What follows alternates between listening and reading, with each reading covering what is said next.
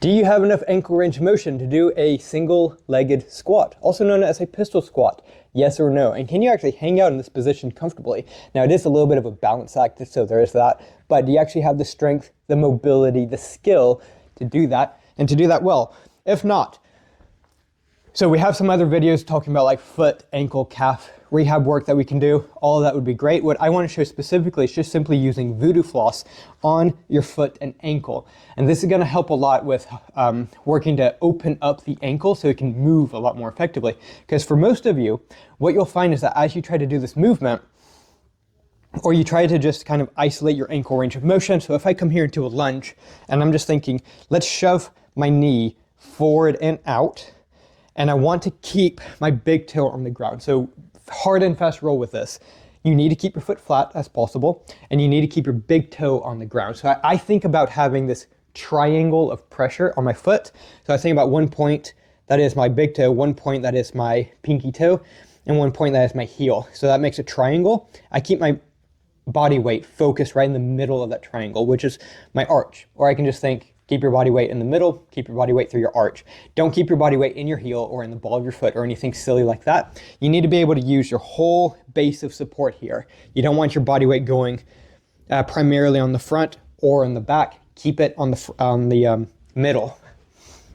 Now, using the voodoo floss on your foot, I'm going to start off just kind of behind the ball of the foot. So ball of the foot being like your foot knuckles right behind your toes, and where it starts to dip down to become the arch. Kind of that junction where it starts. This isn't a hard and fast roll, it's wherever it's comfortable, but this is where it's most comfortable for me. So I put that around and I'm going to create that anchor strip. So it's relatively loose, and I just have it where it's not tight at all right now. Like I could keep that there indefinitely, it's not a problem, but just lets me create this anchor strip where I can create that initial tension. If you try to create tension right at the start, it doesn't usually work out too well. You have to do a lot of work to really make sure it's set in tight, and it's not really worth the effort, to be honest. But from there, I'm then going to pull that tight across the bottom. So you see how I stretched it out, coming around the bottom, getting around the arch, and you can see how tight that is. And then it's relatively loose coming around the top. So it's gentle on the top, pull tight across the bottom. I'm going to keep that going, and when I get pretty much into the heel, I'm going to completely skip the heel and go straight to going back behind the ankle. And then I carry that up my Achilles tendon up into my calf. And then I would do the same thing as if I was flossing out the calf and lower leg. And when I get to the end, I've got like a foot left. So I take it where it's nice and loose right there, where I can easily access it later.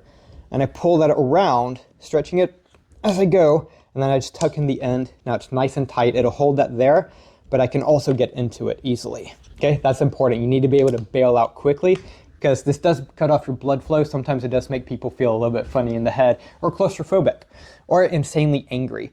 And then same thing, you can go for a walk. You can practice doing some like light jumping, some squatting, just move around. Or you can stay on the floor nice and lazy-like and just move your foot around.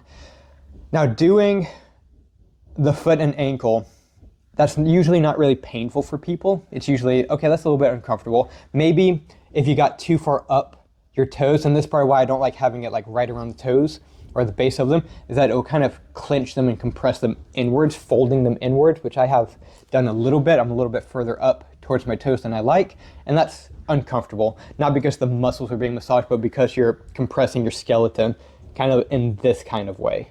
That makes sense? So I don't like to go too far up, and that's why. And then 2 minutes, just like we always do with the voodoo floss, 2 minutes just moving around as best you can. I would really recommend trying to go through a pistol squat again.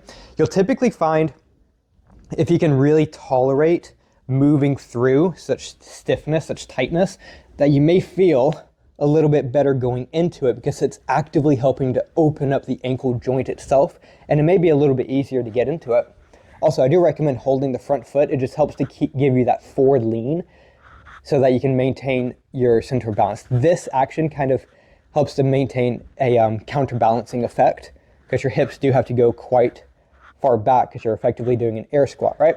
So after 2 minutes, then nice and calmly pull that up, and then remember what we always go through is balling that up from hand to hand. And you can take it off quickly. If you drop it, oh well, grab it back up.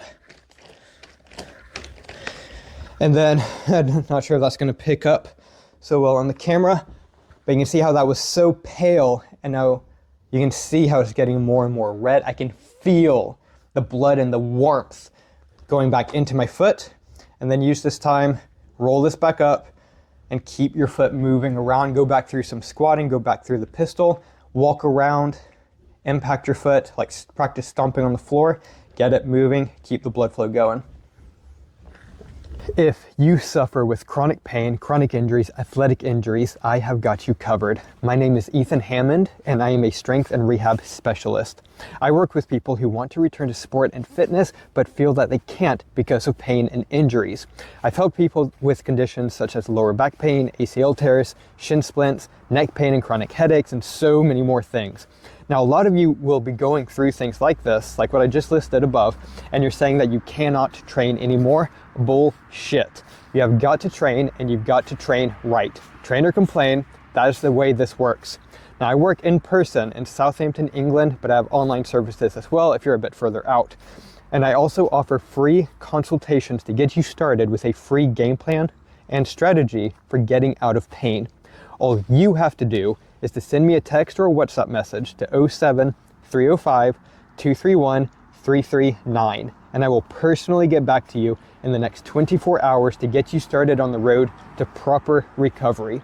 If you are serious about leveling up and making real change, this is how you start. If you suffer with chronic pain, chronic injuries, athletic injuries, I have got you covered. My name is Ethan Hammond, and I am a strength and rehab specialist. I work with people who want to return to sport and fitness, but feel that they can't because of pain and injuries.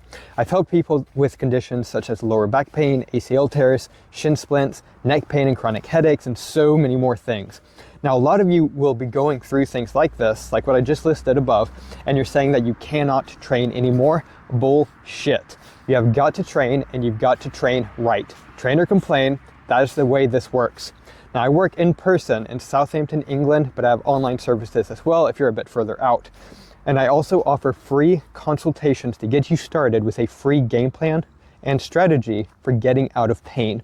All you have to do is to send me a text or a WhatsApp message to 07 305 231 339, and I will personally get back to you in the next 24 hours to get you started on the road to proper recovery. If you are serious about leveling up and making real change, this is how you start.